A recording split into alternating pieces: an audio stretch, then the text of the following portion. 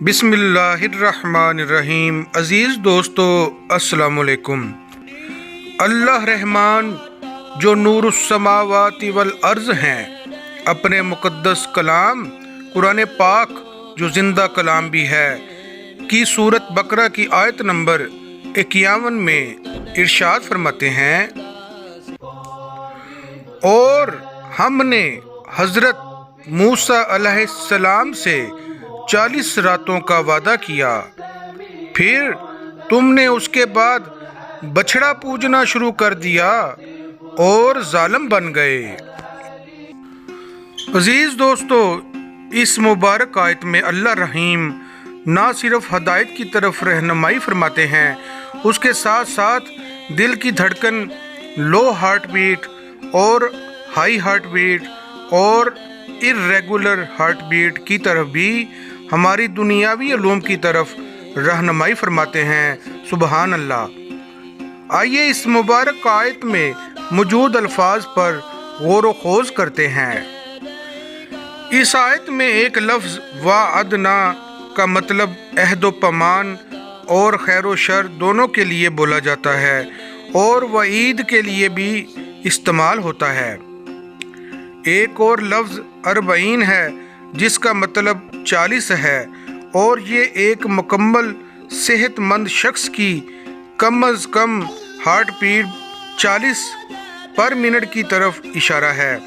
جدید علم کے مطابق ایک نوجوان کے دل کی دھڑکن 60 سے 100 ہارٹ بیٹ پر منٹ ہوتی ہے، اور اگر یہ 60 سے کم ہو تو اس دل کی حالت کو بریڈی کارڈیا کہتے ہیں، اور اگر جسمانی طور پر انسان بہت فٹ ہو تو 40 ہارٹ بیٹ پر منٹ تک ہو سکتی ہے۔ دل کی دھڑکن میں کمی یعنی بریڈی کارڈیا کی وجوہات بڑی عمر، ہائی بلڈ پریشر، تمباکو نوشی، شراب کا استعمال اور ٹینشن اور ڈپریشن بھی ہے۔ اسی طرح ایک لفظ تخذتکم آیا ہے جس کا مطلب کوئی چیز حاصل کر لینا یا جمع کر لینا یا احاطہ میں لے لینا یا کوئی چیز پکڑ لینا کی صورت میں ہوتا ہے، اور یہ دل کی ہارٹ بیٹ یا دھڑکن کی طرف اشارہ ہے۔ اسی طرح ایک لفظ الاجلا کا مطلب جلدی کے بھی ہیں، اور کنویں کی چرخی جس کے ذریعے ڈول کھینچا جاتا ہے، اور یہ دل کی تیز ہارٹ بیٹ کی طرف اشارہ ہے جسے ٹیکی کارڈیا کہتے ہیں۔ جدید علم کے مطابق دل کی ایسی حالت جب اس کی ہارٹ بیٹ 100 سے زیادہ ہو کو ٹیکی کارڈیا کہتے ہیں۔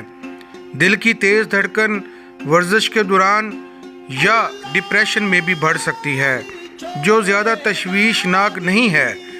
دل کی تیز دھڑکن کی وجوہات میں اریتھمیا اور دل کے اوپرلی یا نچلے چیمبر میں شروع ہونے والی irregular electric سگنل بھی شامل ہیں۔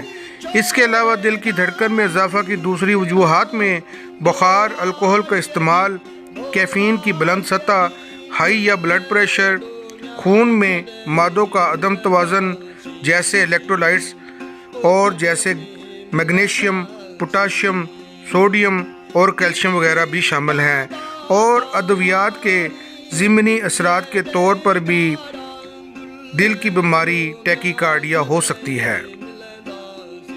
اسی طرح ایک اور لفظ بعدہی کا مطلب ایک ہی جگہ کے اعتبار سے ایک کو قریب اور دوسری کو دور کہا جاتا ہے، اور مرنا کے بھی ہیں اور دور کے بھی ہیں، اور یہ دل کی بیماری ریتھمیاس یعنی بے اعتدال دل کی دھڑکن کی طرف اشارہ ہے۔